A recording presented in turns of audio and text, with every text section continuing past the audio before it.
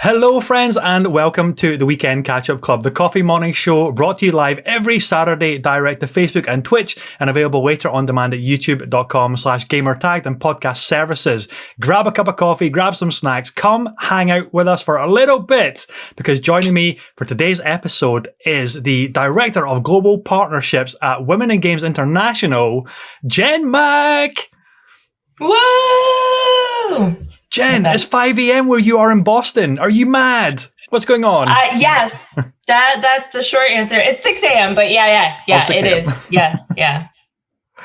My kids are still sleeping though, so it's kind of nice.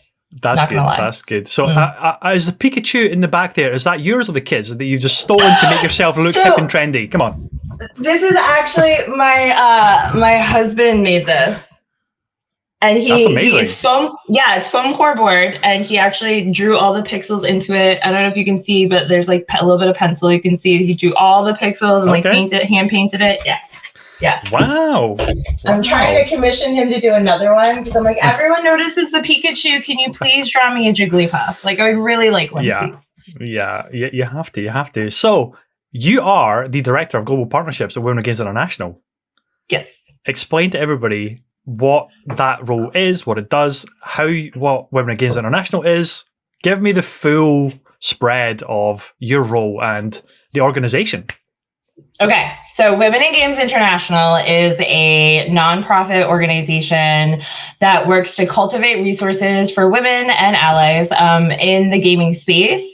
Not just to get them into that entry level in the industry wherever they want to go, but also to help them propel from entry level to C-suite, because that's where we really see the big gaps in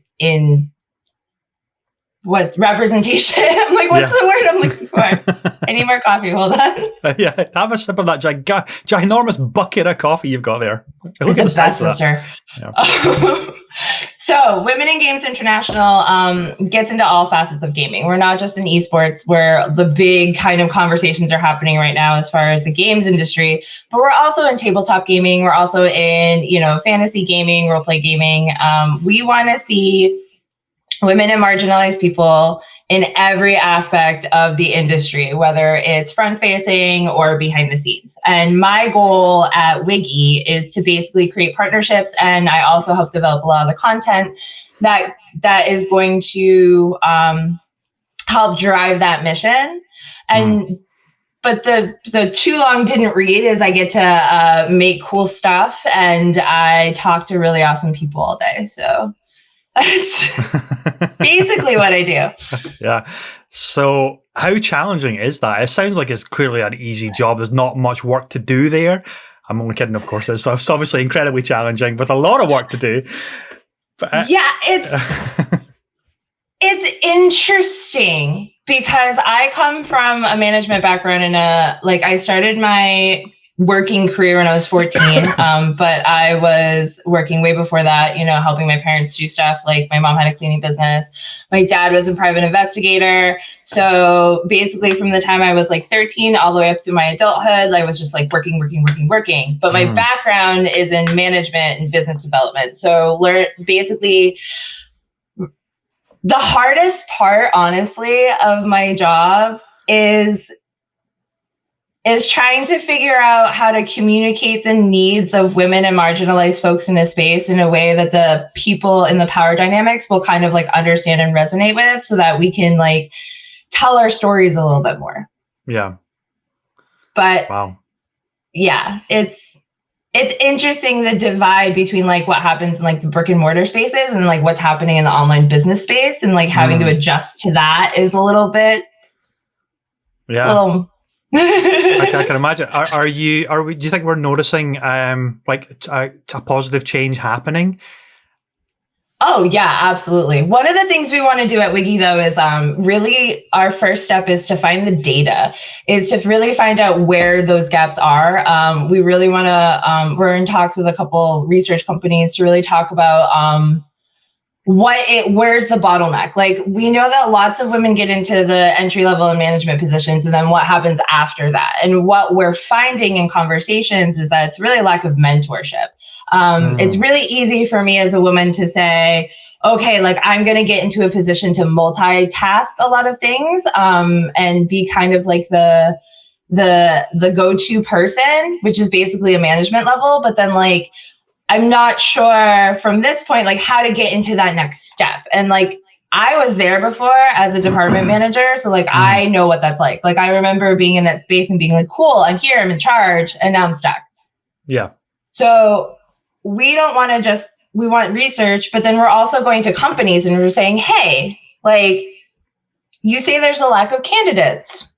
Yeah. Why? Like, is it a lack of skills? Is it a lack of something on the resume? Do we need to like create, you know, a volunteer position to get this person into the door in a way to get them the experience they need, to get them the title they need, anything like that. So we're not just working with the consumer side or the people side. We're also working with the business side to figure out where the gaps are there and how we can create space there as well. Yeah. I would imagine a big part of that is looking at companies that want to or don't know how to provide mentorship programs as well, because a big part of companies, especially if you're a prospective recruit that is applying to a company, you may look at the board of directors of X company and notice that there's very little representation on the C-suite board of directors.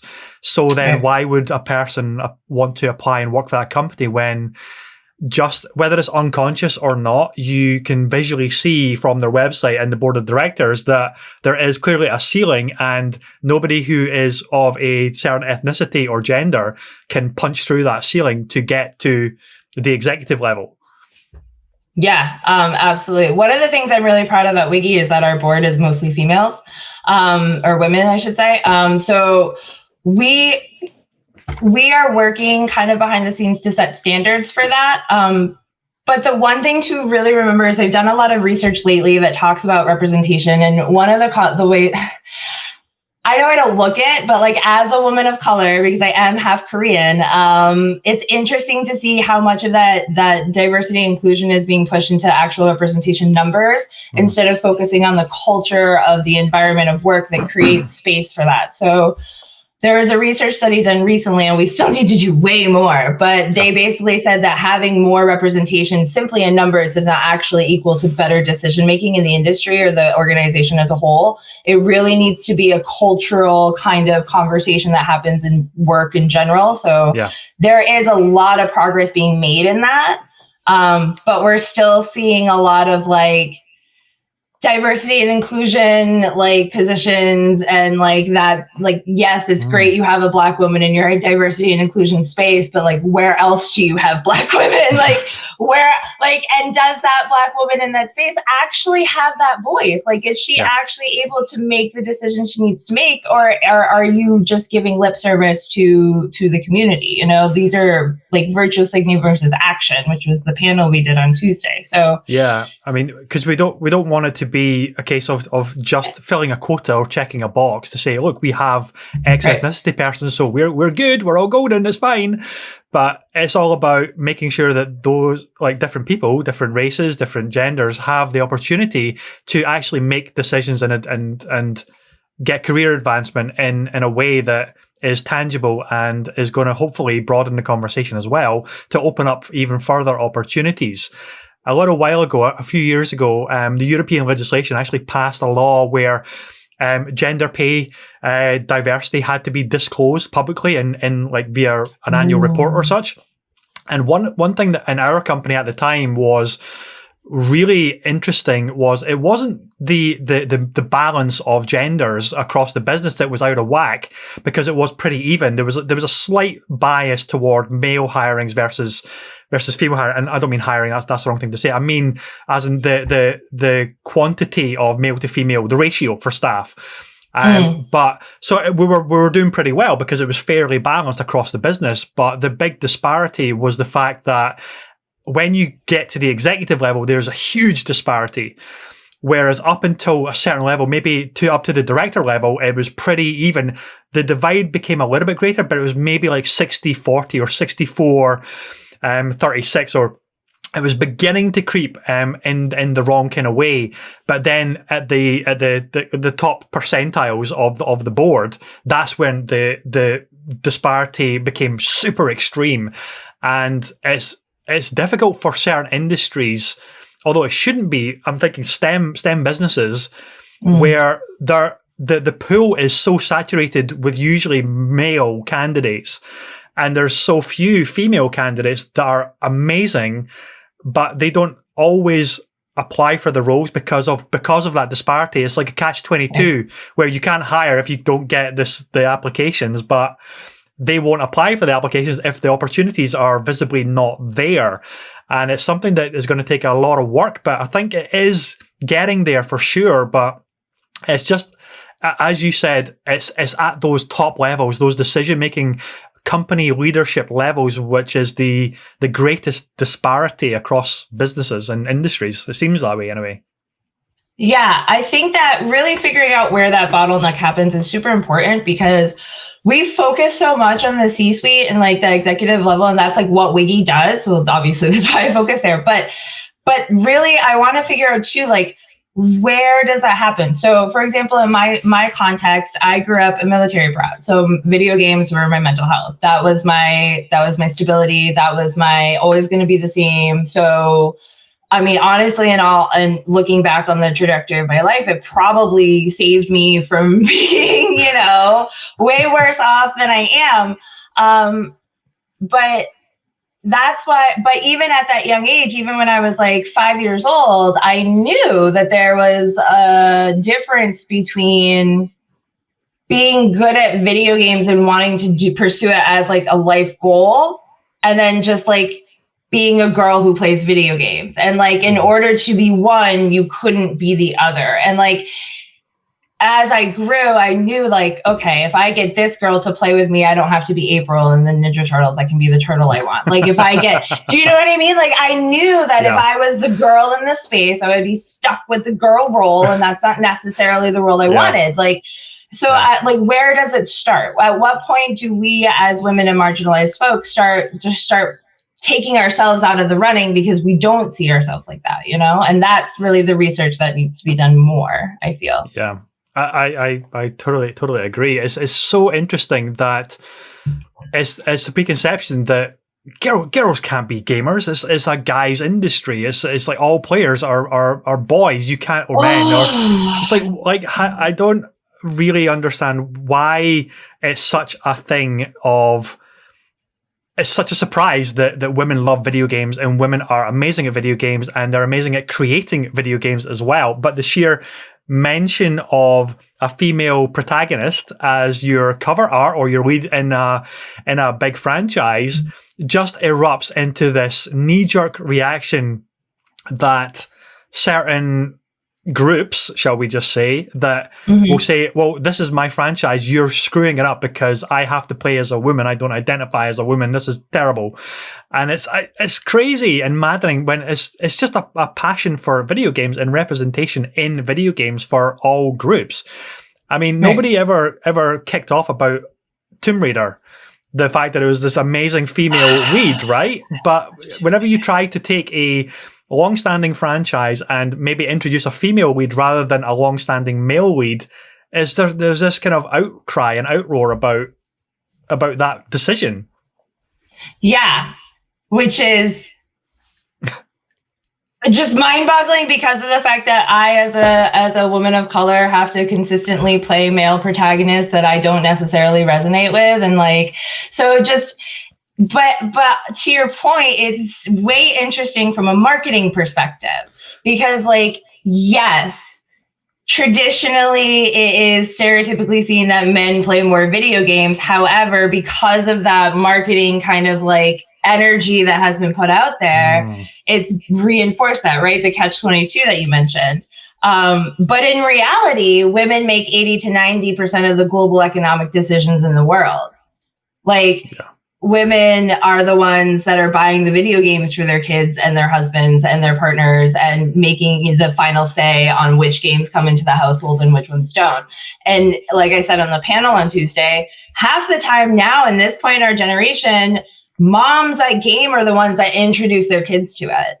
Like Activision Blizzard did a study last year that basically found they only, I mean, it was like a research, like, it was very small. Okay. I mean, they did like North America, and then they did like 4 spots in Europe. Okay. Like, that's not, I mean, let's be honest. So, but that even in that small pool, 71% of the women that identified themselves as moms also play video games. And the biggest misconception right now is that women only play mobile because that's, access. But in reality, most of those moms actually play cross-platform. However, only 48% of those women that play video games call themselves a gamer. And that is just, to me, like, if you play video games, you're a gamer. Like, yeah. So was there any detail as to why they don't refer to themselves as a gamer, despite, is it like a stigma around the tag gamer as opposed to loving video games and playing video games? Yeah. So there is a little bit of a stigma around the tag gamer, we know, from a little bit of history and things that happened in the not so recent past. But also at the same time, like what you said about representation, I grew up in a place where I was lucky enough to have context about who I was in the world based on both my ethnicities, based on the history of both my people, and, what that meant for me as a person. Most people, as I have conversations, I learn they don't get that. They learn after the fact. They learn about the fact that, like, history has been whitewashed when they're an adult, and they've had this experience, and now, oh my gosh, this is all different. I didn't have that. I grew up with that. So being able to grow up with that context, it wasn't hard for me to say, I'm a gamer. Like, what? But it's one of the things I find with women specifically, which is another reason why we really have to be careful about, like, in the industry, when we're giving people space, actually giving them space, is that women don't identify that fast. They're not going to jump into something and say, like, yes, this is me. Like, yeah, this is what I do. So just because a mom plays Final Fantasy 14, she's going to go, all I play are MMOs. I'm not a gamer. And I'm sitting here going, you play like one of the most intense games ever because it's so like big commitment, Yeah. How are you not a gamer? I'm confused. Yeah, it's so true. And you raise a super interesting point there about as a woman of mixed race, raising children and teaching them about their culture and where they can have come from as well. But we've obviously discussed that I've got a little baby boy who's 6 months old. My wife is Chinese, so he's mixed race as well. And I cannot wait to teach him about both his Scottish culture, which you have a book on at the back of your studio there, which is pretty funny. I want to get it. This is cool. So he's going to get to learn about 2 incredibly rich cultures: Chinese, Asian culture, and Scottish culture. And that, to me, and I know I may be an anomaly, but I cannot wait. I'm excited to teach him about these 2 cultures that influence him and make him a person. And that to me is just amazing. And to not like to raise a child and not influence them with different cultures, but purely as Western culture only, is it feels like such a tragic missed opportunity, because there are so many amazing cultures out there. And a big conversation that I have with my wife is like, we love to travel and see as many cultures as possible. And a couple of years ago, we were lucky enough to go to Singapore and talk about a melting pot of cultures there. It's just amazing to see all of these cultures and influences, and it's and it shapes you. It gives you an outlook on the world that is so rich and full of color. And I hope that as parents that we can do a really great job of introducing different cultures to our children, to then broaden their outlook on life as well, and what they will kind of grow into and what they will start to associate with different cultures as well in an amazingly rich, positive manner. I mean, no pressure for parents, right? That's the goal, I guess. And it's so hard too, because when you're talking about mixed race people specifically, a lot of things, the big conversation that doesn't happen is about our phenotype. And phenotype is basically how people perceive us. So when I walk into a room, I am clearly very white looking. A lot of people assume that I may be like a quarter or an eighth something or other. And it literally just has to do with the fact that I don't have Asian looking eyes and like my hair is a little bit curly, right? Like I have the moon face that like, you know, my sisters and my family have. I have like a lot of the you know, but because I don't present or people can't tell, I guess, I'm assumed to be white. So my context in the world is very different from like my sister's context in the world, because I grew up in both Korea and America being a military brat. When she was born, we were out of that life. She grew up in America. So to her, she's just white, right? But she looks more brown than I do. So it's interesting being mixed, because you have your own identity of what you are, and then other people will be like, oh, but you're too, you know, white to be this, or you're too Asian to be that. And you have to really have a strong sense of like identity to be able to navigate through that space and be like, yeah, whatever, like think whatever you want, like it's fine, like I'll just be over here. that's such a weird thing that to get kind of hit by with a culture. It's like, okay, you can't be Asian because you don't look Asian enough, or you can't be black because you don't look black enough, and that's almost like the opposite of rejecting somebody's culture and history because they don't look like they should be part of that culture. That's wild. That's crazy. Yeah, it's an interesting concept to wrap your head around, because especially for monoracial people, it's not something they've ever had to like no one's come up to you and been like, nah, you're not a white dude, there's no way. You know? So like, and it can change. Like if I'm having a really puffy face day, you know, like I didn't get enough sleep the night before because I'm doing a podcast at 6 a.m. or something, like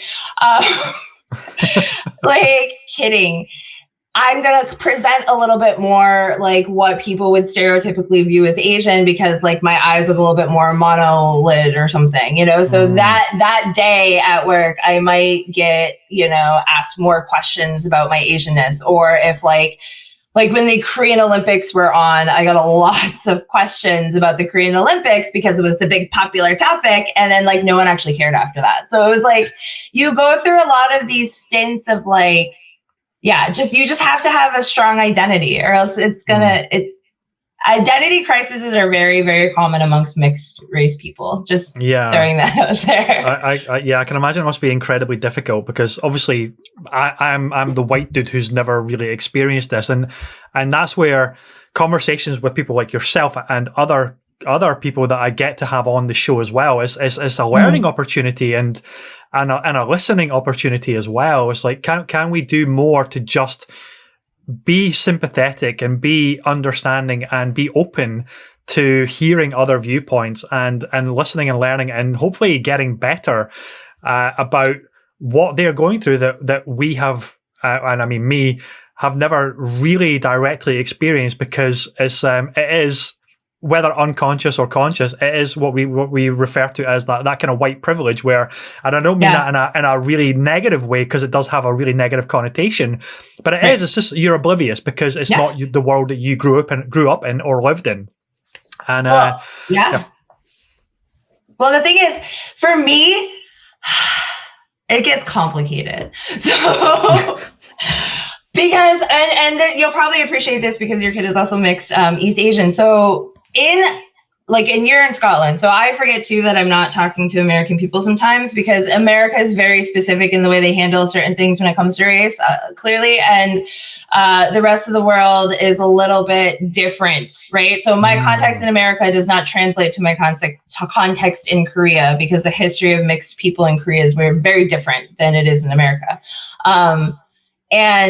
But being white and East Asian, it's a big conversation of understanding that I do have white privilege, I do have East Asian privilege, I do have, certain types of privilege that allow me to walk in spaces that maybe my sisters couldn't walk in automatically, because they do look like, I have a sister where everyone would be like, oh, who is that Mexican girl that hangs out with you?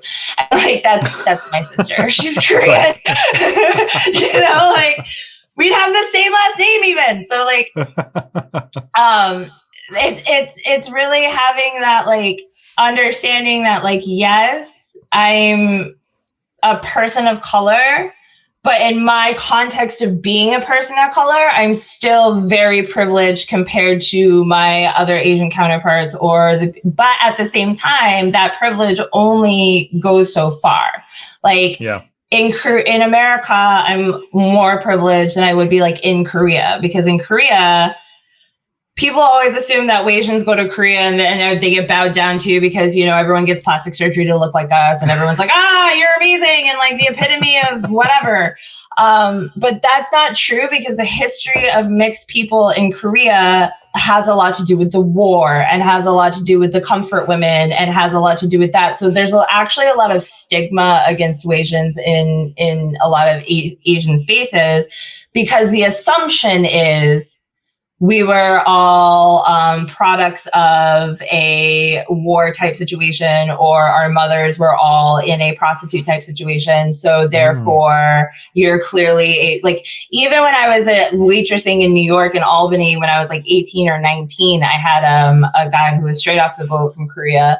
No one else in the restaurant could understand him. So I went up to help. And as soon as he knew why I knew Korean, his attitude with me completely changed. And he was like, oh, so your mom's a GI, like married a GI or whatever. And I was like, wow, dude, whoa, like I am done with you. And like, was like, someone else can take this table. Like I'm all set.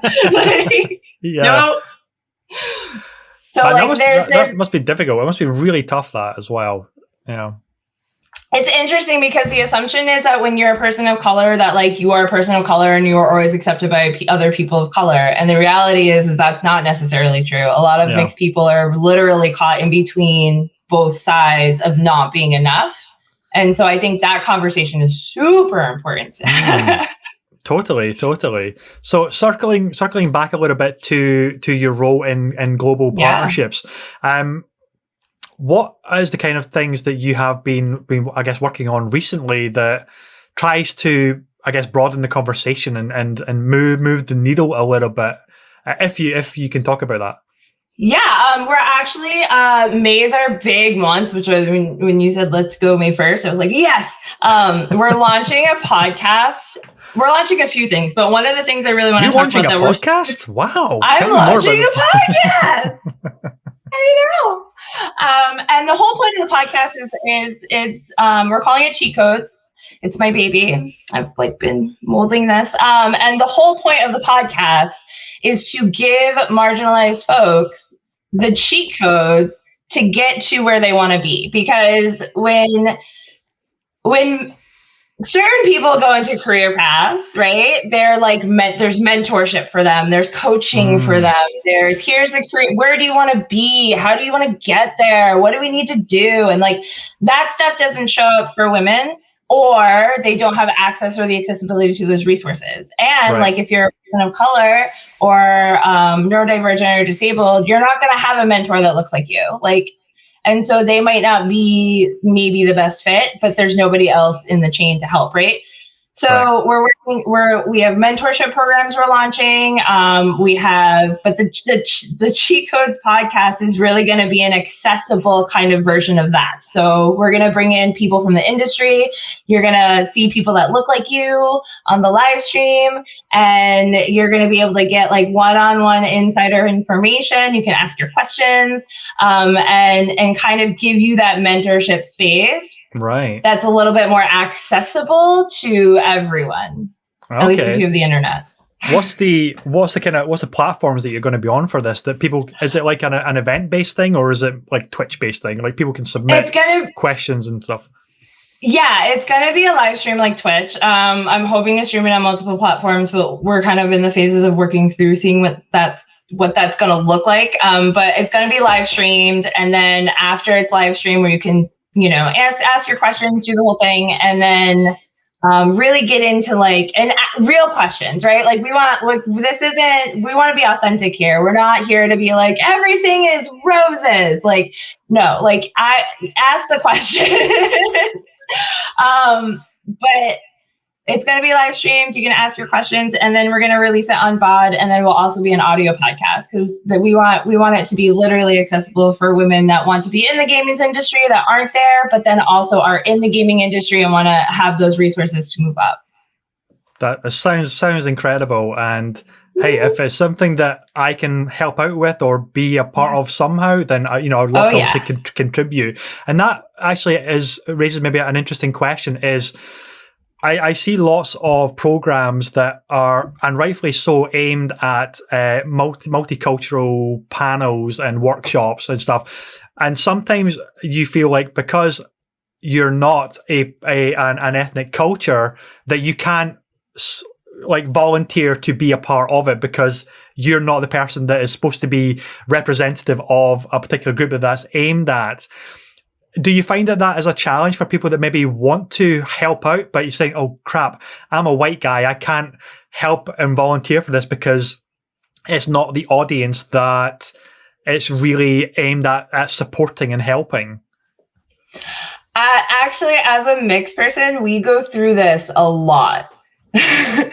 So, because I end up being in that space of like, am I enough of a person of color to have say or sway into like what's happening? Does my white passing phenotype prevent me from actually being active in the space? Does my white passing face give other people permission to do things that maybe they shouldn't do because they don't know my context? So that's a really good question. Yeah. I think that being able to make mistakes without actual consequences is a privilege in of itself.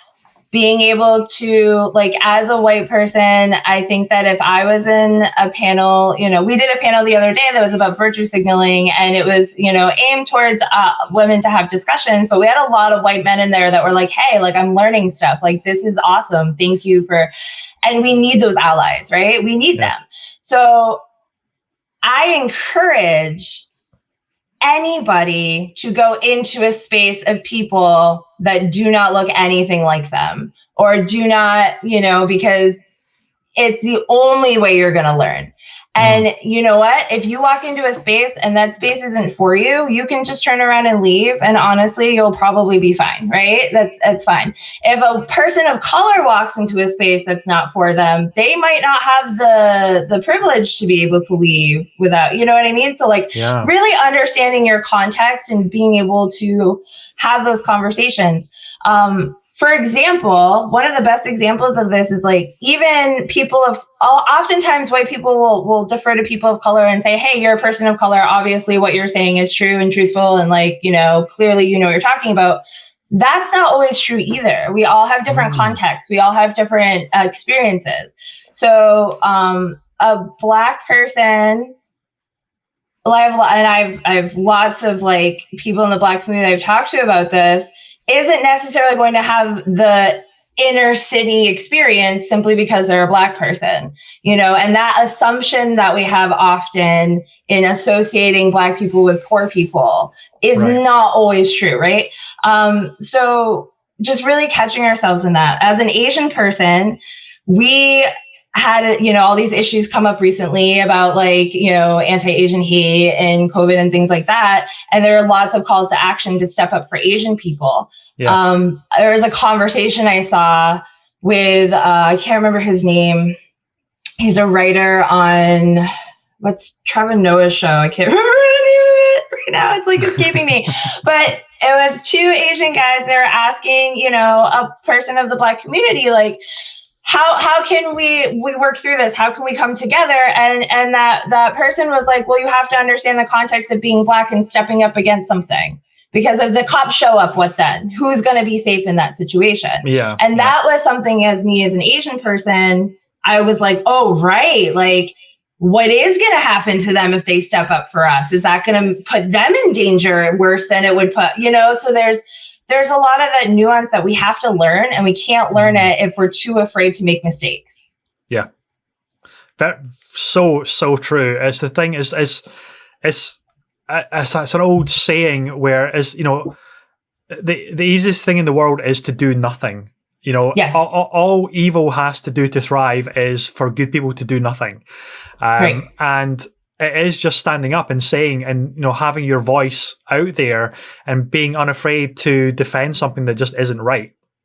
And it can be difficult sometimes, because then you are putting yourself out there and it may backfire or be directed at you. But at the same time, it's like, it's the right thing to do. And that can be challenging sometimes. And hopefully it will galvanize like others to say, actually, yeah, this person can stand up for this other group, because it's not about directly affecting them, but they're seeing something that it is like an inequality and injustice. So you can actually lend your voice to that. So that's really but we really have to make sure we're reaching across that aisle and going, what's the best way to make it happen for all people? Like, I, as an Asian person, don't want to say, yeah, you need to stand up for me, and then inadvertently putting that person in worse danger that I would put myself because they're Black or brown, right? So it's really like, how can we have these conversations? And if we're all sitting in our own little bubbles, that will never happen.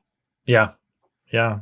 So are you finding that you're getting like a lot of great interest and opportunities for this program, this podcast that you're setting up, and like people are just screaming out for not just to be a part of it, but to get access to the people that you're going to be like presenting and putting on the platform? Yes. Yeah. So the first episode is going to be on the third Wednesday of May, and I don't know what day that is right now. Putting you on the spot for the schedule. The 19th. Yeah, I know, right? It's the May 19th. And we're going to start the podcast off with like a little introduction to Wiggy. So we're going to have like my CEO and a couple of the board members. One's from Google, one's from, I can't remember. But we're going to just basically be talking about what Wiggy is and why we're here and what we're doing. And the thing that I love about it is, ever since I was like, I'm attaching myself to this brand because I really believe in its mission, people have been reaching out and saying like, hey, how do I get involved? Like, I want to be a part of it. And it's great. I think it's amazing. There is like so much potential of like untapped creativity that is in like, women of color and marginalized groups and even white women that we haven't been able to access, right? Like, I mean, we've been able to see the great minds of like Kojima. We've been able to play through like the things that he has to offer, and they've been amazing. I want to see what other people have that are just as brilliant, right? Just as creative, just as amazing. And I want them to have that access and to have that ability. So, and they want that. Like, there's so many people out there that are like, like, how do I get involved? How do I jump in? And you don't have to be a gamer to be in the games industry. You can just be like, you could be a project manager for, I don't know, a tech company that has nothing to do with gaming per se. And you can say, hey, I want to be a project manager for gaming. Well, I'll take you. It's fine. That's the big misconception, right? It's like, if you want to get into the games industry, you have to have a background of games industry. But there are so many roles and touch points that go into different facets of the games industry that a lot of the skills, like tech skills, are transferable. Therefore, having like a keynote speaker or a guest or somebody who isn't necessarily shipped X numbers of AAA games and been in the industry for 20 to 30 years has nothing of value, but they actually do, because they have a knowledge base and maybe a platform as well, and certainly experience in tech industry, that there's going to be lots of lessons, lots of transferable skills that somebody viewing that can just absorb like a sponge and learn from just hearing their thought process or the way that they work or where they get inspiration from as well. And that's actually something I'm really excited for, because you mentioned your podcast goes live on May 19th. Us together, we have a couple of days before, we have our own little kind of group podcast show about creativity and inspiration, which is going to be super exciting to chat about as well. So it just goes to show you that there's so many opportunities and so many voices to listen from and learn from. And God, it's an exciting time, and the technology is there. with the global lockdown and everything like that, where people can't do these in-event panels, that they can just jump online pretty much. Usually, I think every event right now is for free anyway. So you just jump on the Zoom audience and you can just get access to these incredible like mentors and speakers and learn from them. Yeah. Well, I mean, even take a step further than that, I had a conversation with the executive producer of My Singing Monsters Fandemonium this week. And My Singing Monsters is this app that my daughter loves. Like, she loves it. There's little monsters. You push them, they make noise. You make a little like symphony out of it, and it's great. So I also write for Geek Mom. So when they came in and they were like, oh, like, do you want to interview this person? I was like, yes. What they're doing is so innovative. So if you think of like the variety shows when we were young, like, when like Veggie Tales would like come through with their live show or whatever, a lot of us were too poor, to be honest, to be able to go to those, like, and to really like absorb in that being a child and being in a live kind of space, like culture. So what they're doing is they use the Unity engine and they've created a live animated show where kids can literally chat with their favorite characters real time, and it influences what the animation does because they're using gaming engines to do it.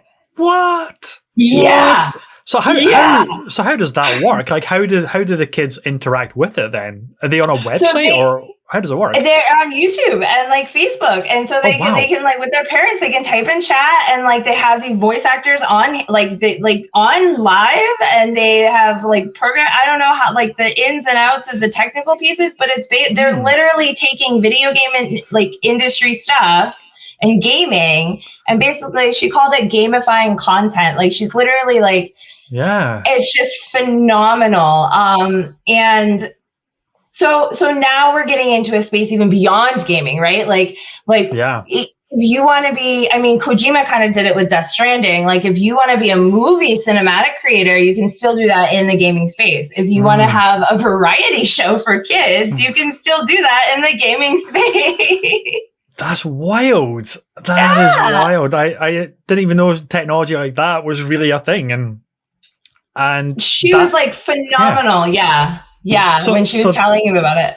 So they're actually using that in kind of like an education context as well as an entertainment context. Right. So no longer is it a case of plonking your kid down in front of Saturday morning cartoons and letting them just be stuck to the box. They can actually interact and hopefully engage anyway, depending on how old they are, obviously. Right. But they can be a part of something which they can be a part of. So that's wild.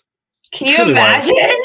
Like, oh my God, being 7 and having like a show like Sonic that you can just be like, "What's up, Tails?" Like, oh my God, mind blowing, right? Yeah. And so like being able to have these interactions and these experiences, like, because we're a gaming family, we use gaming for everything. My son's autistic, my daughter is neurodivergent.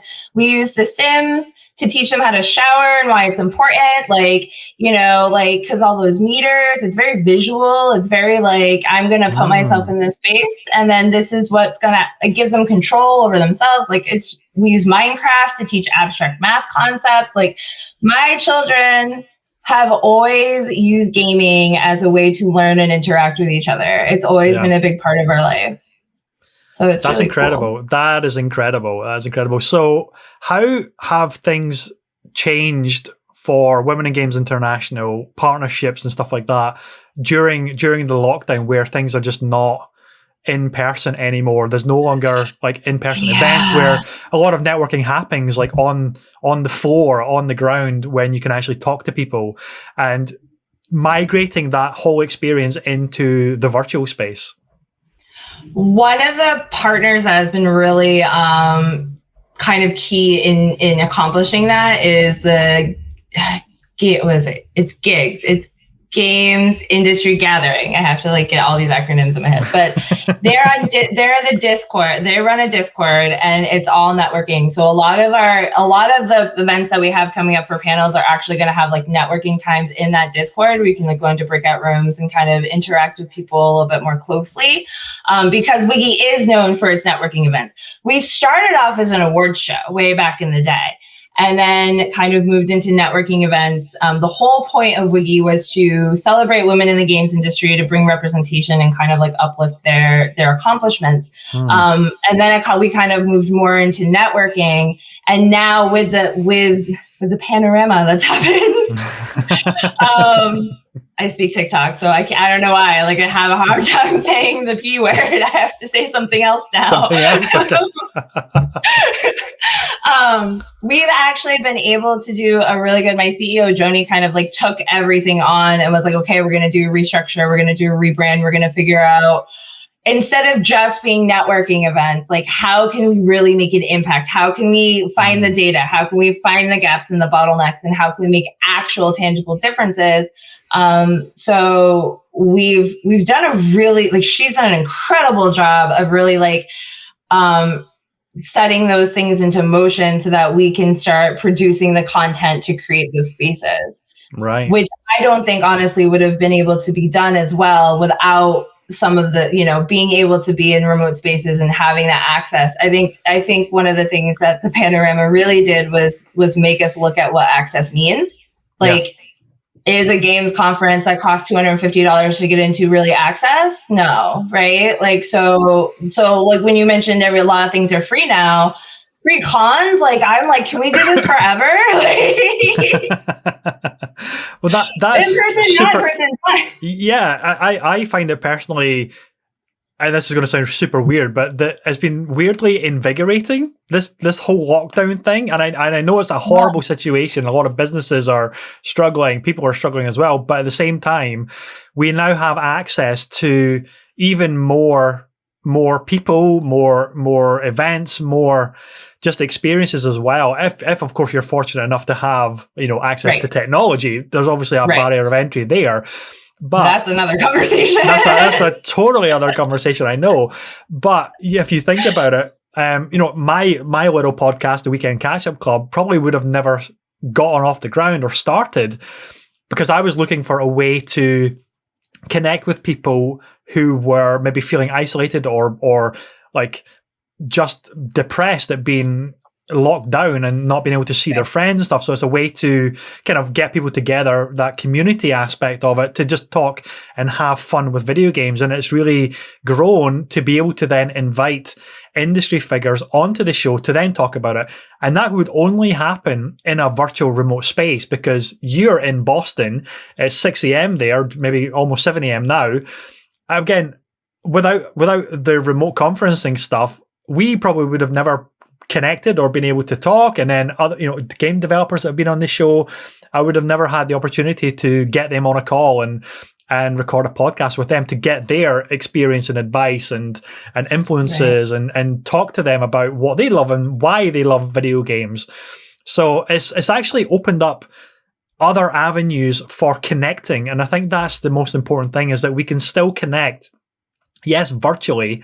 And it is not the same as like a high five or a hug or something like that, like at a conference. Right. And because I mean, a big part of conventions is not just going to see these amazing games and new technology and stuff like that, but it's actually the people that you maybe only get to see at conventions. So it's like a reunion of sorts as well. Yeah. Certainly for myself and some friends, when we ever get to go to a convention, it's like, it's not really about the games. That's great, but it's now shifted away from the games and its ability to then actually meet up with our friends who are developers or gamers that we only get to see at conventions. So, but the business opportunities, the project opportunities, the creativity opportunities for doing things remotely, like all the tools are out there to just explore and learn and create some content or something that is going to help bring people weirdly together than they wouldn't have the opportunity to do before. It's this weird kind of flip of you're closer now than you were before, but we're still distant and we've never met, sort of thing as well. It's weird, but as someone who's MMO'd way longer than I like to admit, I have I have a friend in particular. We've never met him in real life ever, and we played games with him. Now we play D&D together, but we started off playing Final Fantasy 11 for 7 years. And we've just like migrated different games, like as we've like grown as people, but we're still playing with the same people. So like, I totally get that vibe. One of the conversations I've been having is like, how has people's online communities influenced their ability to handle the pandemic, right? So I had a big online community for someone like me that's already been in this space. Like it just made me like fall in more, which is how I got this role, right? I was like, okay, cool. Like the world is shifting, things are happening. Like, how can I leverage this and kind of get myself more in the door, right? And I think that it's interesting being a gamer as a woman, trying to like make my way into the space during the pandemic, because I find as someone who has online tech experience, I have a leg up. I have that kind of, I know the social media accounts, I know how to build, I know how to do all of the things. So when Wiggy was like, hey, like we're doing a rebrand, can you jump on? I was like, yeah, let's do it. That wouldn't have happened without the pandemic, because, and so do we need to look at, how we're looking at online spaces? Because 10 years, not even 2 years ago, I was still getting made fun of for having more online friends than real life friends, right? And to me, I'm like, these are my real life friends. Like, I like these people. And now everybody's jumping in the space because they have to. So like, how is that going to shift the conversation of technology? And how is it going to be like, okay, well now we need this stuff, right? Yeah. I mean, we're decades behind other places, at least where I am. So. That's what's been super fascinating. And this kind of fist pump feeling of when the pandemic first hit and everybody was first going into lockdown, gamers and streamers were like, I do this shit every day. It's fine. We know how to connect and stream and conference and broadcast. It's nothing new for us, kind of thing. Whereas other companies were like, oh shit, how do we scramble to get our staff working remotely, but also delivering our webinars and our messaging, our presentations when we can no longer do it in person. And it's been quite funny, but also quite interesting to see all of the new platforms which have had to scramble and get up to speed with their technologies and their solutions, whereas platforms like Twitch and Discord and Zoom, they have obviously been in the space for what feels like forever, and then the demand on their platforms has made them have to push even further to improve the platform because of all of that. So it's this weird byproduct of the pandemic has caused such catastrophe around the globe, but the tech has had to then advance at a much higher rate to cope with it, and everybody is now having to do this. And it's encouraging, but it's also like such a horrible situation that has prompted this as well. But it's just amazing to see like gamers and now businesses that are now exploring different ways to get their message out in forms of alternate media types, which is like live Q&As, live events, live platforms, different forms of engaging with communities. Yeah. The other piece is education. Technology is pushing the envelope on education. Like I spoke to the esports director at SUNY Potsdam. Tony did a TEDx talk about how esports are real sports. And in that talk, he really talked about how there's two different types of sports, right? There's the celebrity world of sports, and then there's like the team building world of sports where we actually like want our kids to participate. And when I was having the conversation with him, he brought up a really good point. Technology has basically created like need for colleges and now high schools and soon primary education schools to think outside of like, what else do we offer? Because information is everywhere. So if my child learned how to read before he went to school through YouTube, right? So like, what is it about school that is going to cause us as parents to even bother putting our kids into this system now? So universities really have to look at like, are starting to bring in esports, not just as a way to like get more people in the door from an athletic point of view, but also to get people in the door, because I mean, when my husband was being a graphic designer and going to school for that, it was a 4-year art degree and he had to learn illustration and photography and all the things, right? So he's got knowledge that is literally useless now, because now you go to, I mean, think about it. It's not useless, but now people just get a 2-year degree or they get a certificate online. They're a graphic designer and they just learned all the basics on their own and they can still do all the same things, right? Because the programs are available now. You're making me depressed now, because that was 15 years in the design industry and marketing industry. That's, rack up a ton of debt, do the 4-year degree course, and kids have got access to pretty much the same stuff, and you can do it. I get it. But I mean, and now that we live this life, right? So I have all of the things to stream. I'm a streamer. I have all the things to do this at home. Why do I need to send my kid to public school to learn something if we can facilitate his future business success if that's what he wants, right? So that conversation of like why school is starting to happen, because I guess what do they offer, right? Yeah, I guess the difference there, or the argument there, would be it's the in-person socializing. It's teaching them how to interact socially with other people, but otherwise they'll be like, is that person real? Like, they won't know how to talk to each other. And so much of getting to circle it back to the equality at the upper levels of like the C-suite, so much of that is not having the core skills to actually produce things like learning software. It's communicating and talking and establishing relationships.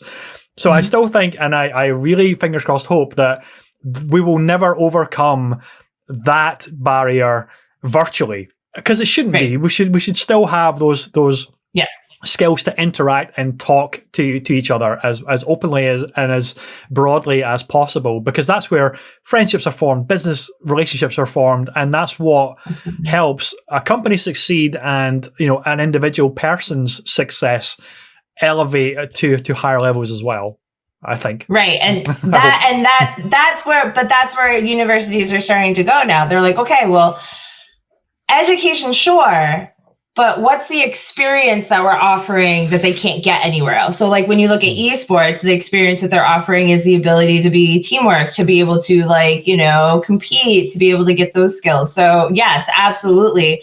I definitely think schools are necessary for like learning how to interact with your peers and really having that space. So how can we open it up to that more? What else can we add to it that's going to integrate like the gamification of learning into that space so that we can kind of like do both at the same time? So but it's interesting that these are conversations that are now starting to happen, because we're realizing technology is not going anywhere and we have to start, let's utilize it, right? Yeah, totally. It's only going to get bigger, broader, more accessible, hopefully more accessible, and hopefully cheaper as well. Hopefully cheaper, because the barrier at the moment is how do you get like poverty-stricken areas the same access to computers, to tablets, to these learning devices if everything is going virtually and remotely and online, rather than notepads in a school with pencils and paper, when it's all becoming computer-driven and electronic learning. Absolutely. And then like one of the big conversations right now in the esports space is Africa. How do we get Africa in there? Because right now, like I know, for example, like Final Fantasy 14, I know that there's no servers in Africa. Why? Like, you know what I mean? Like that just seems like a decision that was made at a level that probably, if it had more representation, that maybe that wouldn't be the decision that, so exactly these conversations. Was that that a LinkedIn post that you shared that I saw, where it was a panel of African esports gamers, and they were talking about that subject?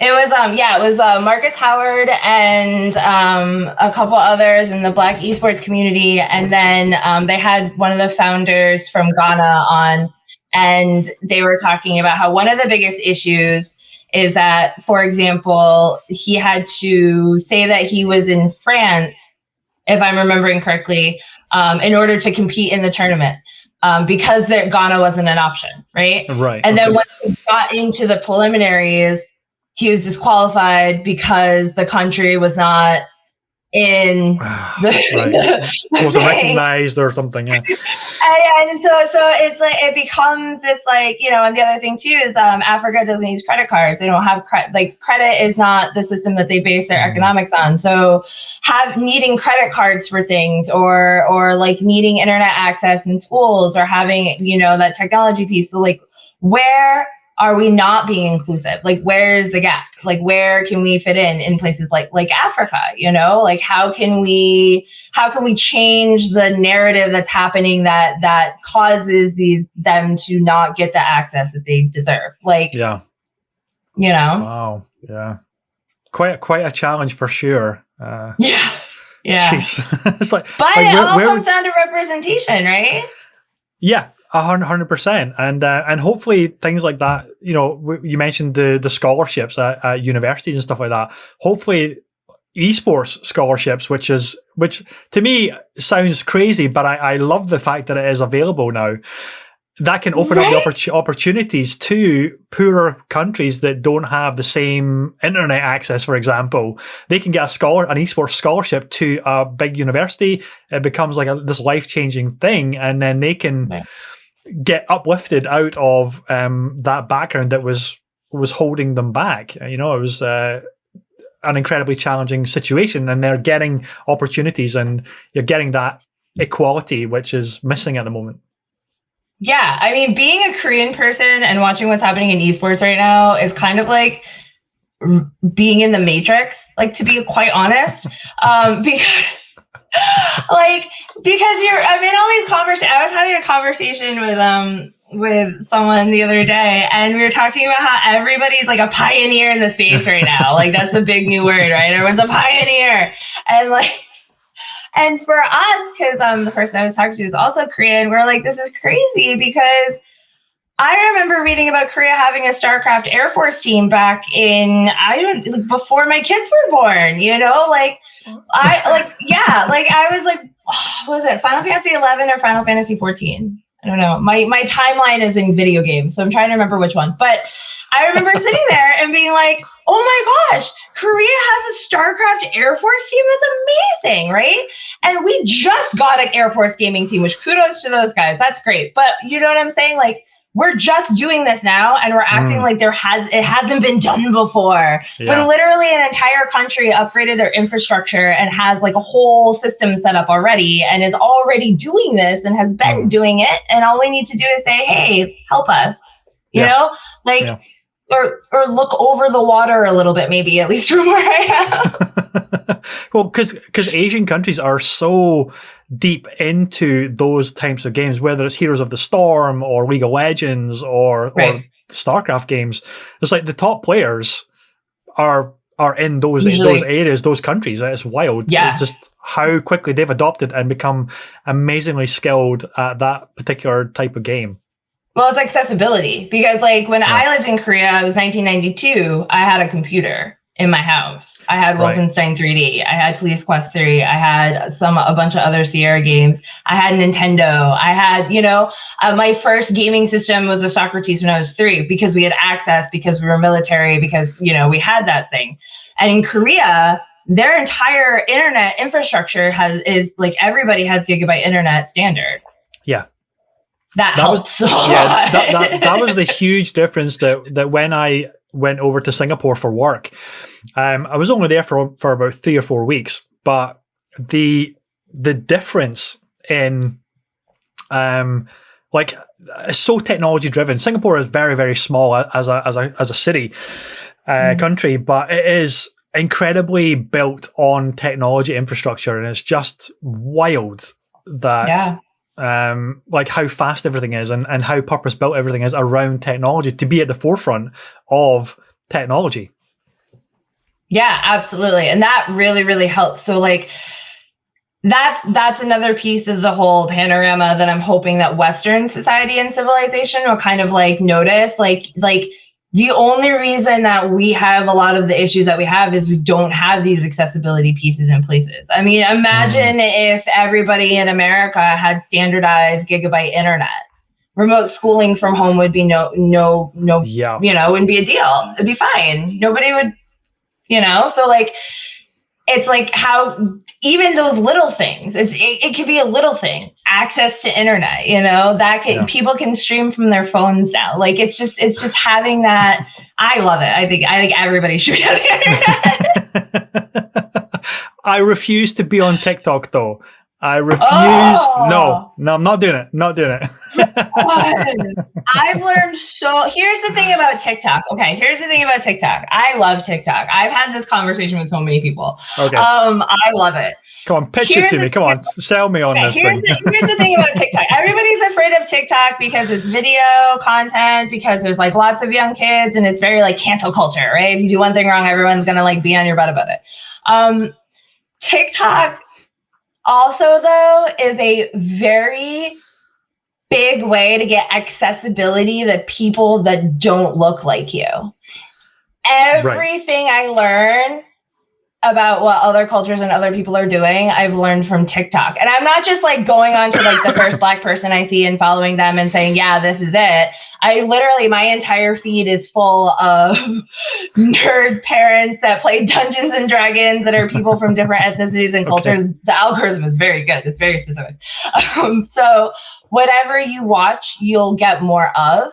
Okay. So that's how the algorithm works. So if you only watch educational dinosaur content on TikTok, that's all you will see, because that's all you will get. Right. So I think like TikTok's intimidating, but it's the accessibility piece of being able to really see what people are feeling and really kind of get to understand the mindset and people's needs and like how we can help and move forward, because lots of people of color are freely educating on TikTok. Like they are freely educating just because they're using it as their like vent space, right? Yeah. So I'm learning about trans women that are living at home and like, you know, they're not accepted by their parents. And so like, these are the struggles that they go through. This is the stuff that they need for accessibility. I'm learning about, you know, the Black community in various different ways and being educated there in that space from people that are willingly free to give it. Like, I'm not bothering my Black friends to educate me. I'm looking at spaces where people are already giving that education and I'm going there instead. Like, so TikTok is a very good tool to learn your audience or learn your consumer base or learn your community, or even just get education as to like what, you know, this person that doesn't look like me is thinking in a safe way that you're not bothering them and they're not like, it's not uncomfortable for you because you get to control the space, right? Right. Okay. Does TikTok allow like live streaming or things like that just yet? Or is it still just short format videos? Yeah, TikTok is mostly short format videos, but if you have a certain amount of viewers or followers, you can go live, and there is a creator fund. It still does have a lot of the same issues that a lot of the other platforms do. You know, it's still working through its kinks of like, you know, some of the more racist content or figuring out what its algorithms do and don't do. So there are issues with that. But like I said, like if like my feed is just D&D gaming nerd parents. Like that's all I see. I'm like, you know, so the algorithm is really good at giving you what you're looking for. And if you're someone that really wants to reach across the aisle and get educated about things, it's a perfect way to do that without having to like be that person that's asking your friend of color, like all the questions, because that can get tiring. It totally can. And more companies are adopting TikTok channels that typically you wouldn't necessarily have expected X corporate company or whatever to like B2B companies adopting TikTok is kind of mind blowing, because you think, well, you're a business to business company. Why are you on TikTok when TikTok is just for kids kind of thing, right?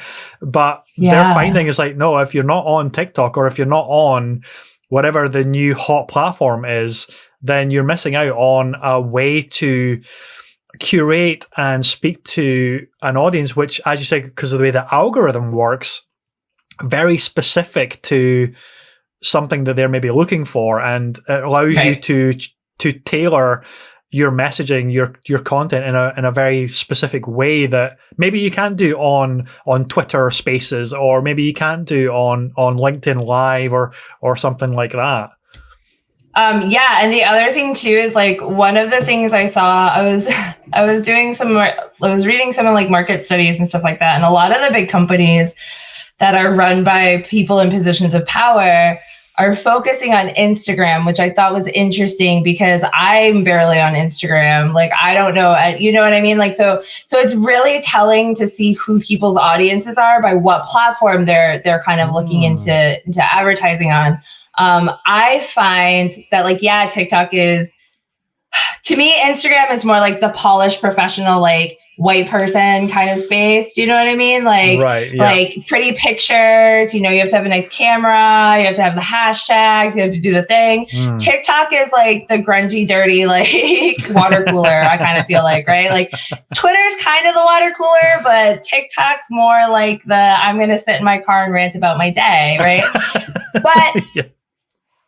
But companies are finding really awesome ways to utilize that. The thing is, though, I honestly have, like, I feel bad for a lot of companies in the industries because they're run by people that are a little bit out of touch from, like, what is, like, popular new, right? So that's another reason they get on TikTok. But then they throw in these sponsored advertisements, and, like, I know for a lot of people in my generation, like, once I see sponsored, I'm like, nope, and, like, I just keep going, right? Because like Instagram, whatever, sponsored, fine, but, like, on TikTok, that's not what I go there for. Like, I go there to, like, get the real raw information. So, like, right. Yes, all these companies are getting on TikTok, but, like, at the same time, is it really working for them, or are they just jumping on to the next big thing? Are they really trying to get into the audience and speak their language and really understand what drives them, or are they just there to showcase their platform? Like, yeah, it's probably very different. Probably a bit of both, and it depends on whatever the brand is that's adopting it. But I think for some companies it will be a part of, oh Christ, we need to get on TikTok, so just start getting stuff out on TikTok to build their brand or make it more front of mind for people and brand awareness, right. Versus, as you said, using it differently to understand the type of audiences that are on TikTok, the type of content that they're looking for, and doing something that it is a bit low budget, rough and ready, instant, immediate. Right. Like, almost like if Instagram is the highly polished, filtered picture, that kind of end pristine product, TikTok is like, okay, lift the curtain on how that pristine product was or pristine image was made. Exactly. And it's like the behind the scenes grungy stuff. It's like the fast and scrappy style of content maybe is better. And I'm just saying this like off the top of my head because I'm not on TikTok. I'm just kind of no, but that's perfect. That's exactly it. Yeah. That's exactly it. Like, people are going, like, a lot of companies are going into TikTok spaces and going like, okay, like, we're going to show up with these awesomely polished videos and we're going to, like, pay for this content and we're going to pay this influencer. But, like, TikTok is literally started off as, like, an counterculture kind of, like, punk kind of space. And, like, kind of to get away from that perfectly polished kind of stuff, right? And so when you show up on TikTok being perfectly polished and doing the thing, like, it's a red flag that you're only there for one reason, that you're not actually on the platform to do what the platform is intended. At the same time, TikTok is raising the next generation of video editors. Like, what totally. MySpace did for our generation with coding and HTML and learning how to put our music codes in and making our backgrounds all glittery. TikTok is doing for the next generation and teaching them how to be video editors, how to tell stories in a 60-second. Like, these are prime candidates for advertising in the future, to be honest, right? Like, they know how to speak to their audience. They know what their audience is looking for. And instead of embracing this idea that these kids are learning how to create a personal brand at a very young age, where we've just starting to figure out what this means, they're growing up in a space where they have a video editor at their fingertips. Yeah. That's wild. It's fascinating. But some of the videos that you do see on TikTok that get shared on other platforms are incredibly well edited. And I'm looking at it thinking, they did that on their phone? How have you seen the size of my thumbs? I could never do that on a mobile phone with a touchscreen. It's not happening. Right. We're like, where's my controller? Like, but and I think that when we're talking about technology and kids, and like a lot of people are like intimidated by TikTok. You should be. It's there's a lot there, right? But the other cool thing about TikTok that I really love is that like it forced more like closed caption apps. So people are coming out with like more, you know, people in this space are very much about accessibility. So like everybody puts in their own captions in their video usually. Like you can tell like there's just a lot of accessibility and kind of like there's lots of deaf people on TikTok. Right. Because they can sign to each other in videos, you know, so that they can, there's lots of awesome things happening there. And, but at the same time, because it's like this rough, grungy kind of space, a lot of people in the business world, right? Like we are like, oh, I can't go in there. Like that's unprofessional. Like I can't be caught dead in TikTok, right? I don't want to be there. But who are you serving then, right? Like how are you gonna embrace the next generation because they're coming whether you want to or not? Yeah. How are you gonna embrace it and kind of get on their level and say like, yeah, dude, I totally speak TikTok too. Like, let's do this. I have so many more conversations with Gen Zers that are 20, 21, 22 in the space. And then I start speaking TikTok to them and they're like, yeah, you totally get it. Like they get really excited. You know, because you're validating them in their social media platform. It's what, you know, like, and it's just like, hey, you're part of this community. I totally acknowledge that you're valid. Like, it's just a really good feeling. Yeah, that's amazing. Holy crap, Jen. This has been such a broad, fascinating show today, and I can't thank you enough. Clearly, you're wired for a 6 a.m. start with that bucket of coffee. It's gone now. It's all gone. You need. Where's the kids to top up that bucket for you? That's the bottom was gone. But anyway. Oh, thank you again for joining me. This has been episode 39 of the Weekend Catch-Up Club. Ladies and gentlemen, it has been an amazing show. We covered so many topics. If you've enjoyed this episode, please remember to give the show a follow and a like. I will be back next week with another great guest, and I cannot wait to collaborate more with Jen, pick her brains. Jen, where can people get in contact with you with any questions or wanting to maybe be a part of all of the initiatives that you are spearheading at the moment? Oh, absolutely. Jenn Geeky is my name on Twitter. Jen the Geeky Writer is my name literally everywhere else. Or you can email me at jen@getwiggy.com. If you want to get into any initiatives that we're doing, have any suggestions or want to be involved in any way. Wonderful. So, ladies and gentlemen, take care and I will see you on the next one. Bye-bye.